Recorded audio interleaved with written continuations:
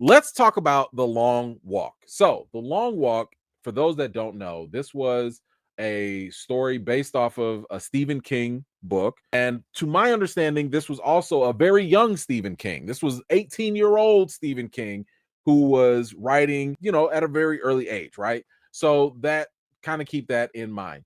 So with that said, we do have the intro. So let me kind of go into it and give you an idea what this is all about.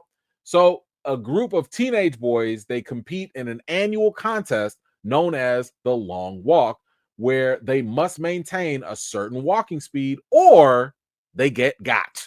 Okay. And by got, I mean shot. So let's start off with what I thought was good, right? This was everything I thought was good in the film. So, first and foremost, I thought that performances, the acting, top notch. This was good stuff on their end. Specifically, Cooper Hoffman, he plays Ray. I thought he did a really good job in this movie. In case you didn't know, Cooper Hoffman is also the son of the late Philip Seymour Hoffman. I appreciated what Cooper was able to do in terms of showing some of the depth in his character. He showed courage, he showed determination, he showed his vulnerabilities. Like, my man's he's got a future, right? He's got a future. He's a pretty talented actor. And right next to him was a solid performance from David Jonsson. Now, I was first introduced to Jonsson in Alien Romulus, where he played the synthetic android. And I am becoming a fan of this man's work every time I see him. He was just captivating. He was magnetic in this role. His charm, his wit, his humor, all of that stuff really, I think, makes him one of the favorites in this film among all the other characters. And listen, this might be a little premature. This might be a little early. I understand. But the more I watch David Jonsson work, the more I see a young Chadwick Boseman. And yes, if Marvel is ready for it, he could definitely be an interesting pick for a new T'Challa, aka the Black Panther. So this movie, just the more I saw, I was like, boy, let me find out you like Chadwick's long lost little cousin or something. Like, he just had it. He had it. Just, if you watch the movie, I think you'll see something that I saw as well. Now, next thing, when it comes to this whole, the next good thing about this, it is the story, right? The story in itself is pretty compelling. It's got a pretty straightforward gimmick, which is you walk or you die. So naturally, this is going to force you to look at all the boys and you're going to be like, who is going to give, you're looking for clues as to who's going to win, who's going to lose, what's going to happen to them or not. I mean, listen, the moment they explain the rules, I don't know about you, but you might be like me, and I'm sitting here like, okay, where the fat boys at? Okay, the fat one, you gonna lose. You wearing Converse? You definitely gonna lose. Okay, who got the New Balances? What like, you just start in your mind, you start looking at all these different factors, and you're just kind of thinking to yourself like, okay, how's this gonna work out? So I thought the concept in itself was pretty cool, and it was pretty interesting, just to kind of get you into what's happening here, right? So now I think the other thing that I really liked was with the story was the emotional aspect that they put into this. Once again, I really liked the on-screen chemistry that both of these actors had, but I like what they do with the boys in general, which is they make these friendships and bonds develop throughout the course of the movie, which of course it's going to get you invested in their journeys and even in their past. So since it's obvious all the boys are not going to make it, that's not a big spoiler there. This emotional attachment only delivers, I think, more of an impact when or if someone dies, right? So I thought that right there was definitely something that makes the movie feel more interesting to watch. Now, with that said, the real horror comes in when you ain't walking, right? So one thing that really gets you is every single time somebody messes up, every time somebody gets a warning, they trip, they fall, something happens, boy, that film starts to pick up immediately. I like the fact that, they did not shy away from the violence, gore, or the graphic nature that comes with this dangerous walk. Listen, it is bloody, okay? It is gruesome. Like, you gonna see stuff. You're gonna see a lot of stuff. It's gonna get a little hard to watch at times, okay? And I need y'all to think about what happens to the human body when they have to go through all this kind of stuff. And for how long? This is all real. Like they kept it real. Okay. We ain't seen no reality TV like this before.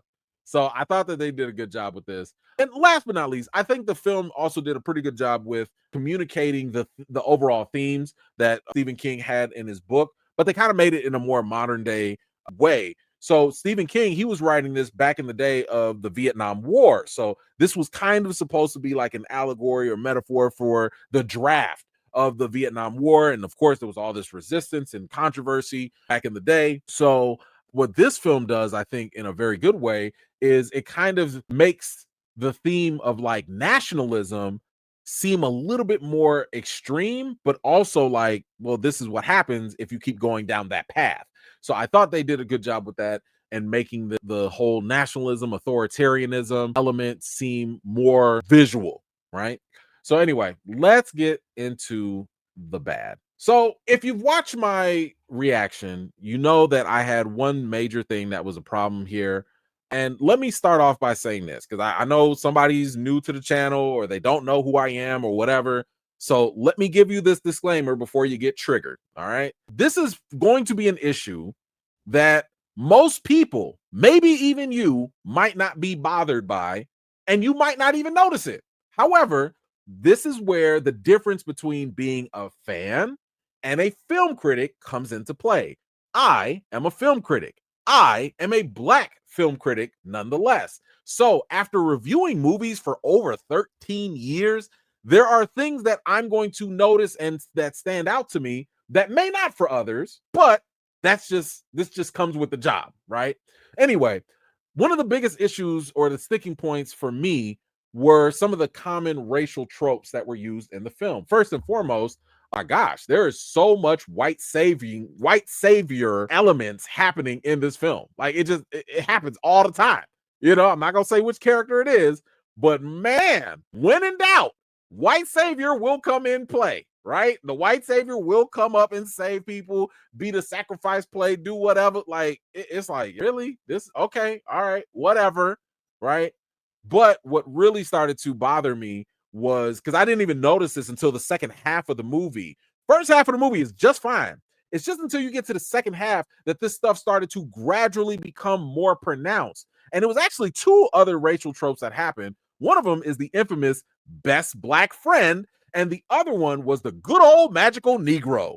So the best black, and by the way, there are multiple black characters in this movie, so I'm not going to spoil it by telling you who it is. You'll probably be able to guess it. But the best black friend, for those that don't understand what that trope is, it's kind of self-explanatory, but it's basically a character who is black, whose primary purpose in the film is and not it doesn't matter what the character says, it's what the character does, and their primary purpose is to serve to the white protagonist character, right?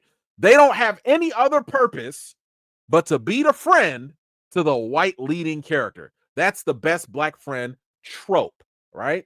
Now, to refresh some of your memories as to being a magical Negro and what is that trope all about, it really is just a couple of things. You got to be black. You can't have any real agency. In other words, you don't have any wants or desires that are your own, right? Nobody cares about that because it's all about the white character that you are here to be magical for. And the other part, the magical part, is you have these qualities about you that don't really that defy the logic, I would say, of the film or reality, right? So if anything, you have extraordinary wisdom, or you have all these powers and abilities to help the white character in whatever situation. You always got the right advice. You always have the right kind of wisdom. You always have this supreme level of intellect or foresight into certain things.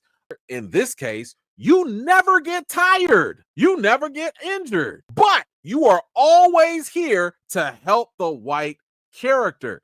Again, I want y'all to understand, when you're watching this movie, these guys, they walk for a long time. Man, people get sick, people get injured, people get tired. There's a lot of stuff that happens. Not to this black magical Negro. Not at all. He don't feel nothing, boss. That's a problem. Okay? That is a problem. Now listen, this is where I'm just sitting here like I don't understand how we're still doing this in 25. I mean, and even to that point I was talking about with not having agency. You will notice that a certain character will have a dream. They'll have motivations, but all of that goes out the window because they have to fulfill the dream of the white protagonist. And it's kind of like, golly, you can't even have desires? You can't even have motivations of your own? Really? Like everything you do has to center around him? It's frustrating. And I think that the reason why it's frustrating is because you have to understand the problem that film has on people that watch it. For some, because I know somebody's going to say this. I know somebody's going to jump in the comments like, why are you making it racial? Why are you getting political? First of all, you probably weren't listening to anything I was saying anyway. But just in case you are listening, the problem with these tropes is that they reinforce a lot of racial stereotypes that have been embedded in American culture for centuries, hundreds of years. Little things like Black people don't feel pain. When you think in your mind subconsciously that Black people don't feel pain, that means that when they do feel pain, whether it's in the medical field, whether it's at police involvement or whatever, you turn a blind eye to it, you ignore it, and you view them as being less human. Or if you watch these movies and allow the idea to be Black people are only good when they serve me or when they are subservient to giving me wisdom or whatever, then you're not going to view them as being completely human. And that's the problem with these stereotypes. We don't need them anymore. We should have gotten past that. Now, I know some people might also ask, like, is this a Stephen King thing? I have not read the book. So full disclosure, I have not read the book on this.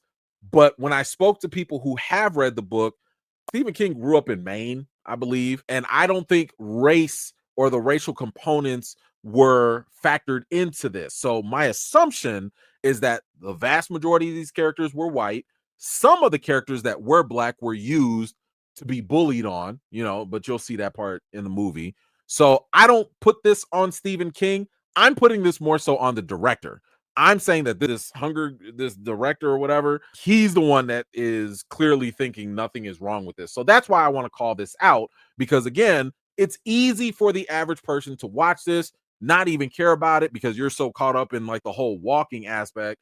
I'm going to call it out. That's my job to do because I'm a film critic. I'm not just some cheerleader influencer that's like, yeah, let's go. Let's just watch this movie. Yeah. That's not my job. You're at the wrong place if you think that's what this is. Anyway, with that said, let me go on to the reason.